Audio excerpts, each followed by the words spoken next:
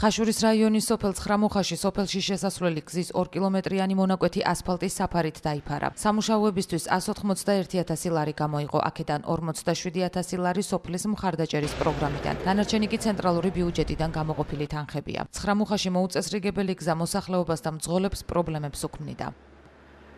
ცხრამუხაში ჩვენთან სოფელში ძალიან ცუდ მდგომარეობაში იყო და ასფალტის საფარი დაიკო. სოფლის პროგრამით რა თქმა უნდა. განათება გაკეთდა სოფელში, გაზი კეთდება, დარჩენილი რაც იყო ის უბნებში შემოვიდა და მთლიანად უნდა დასრულდეს წელს. კი იყო გენაცვალე, გაფუჭებული იყო მანქანებს, უჭირდათ სიარული და რავი, მე ახლა მართლა ძალიან დიდი კმაყოფილი ვარ, რომ გაკეთდა. ძალიან კმაყოფილი.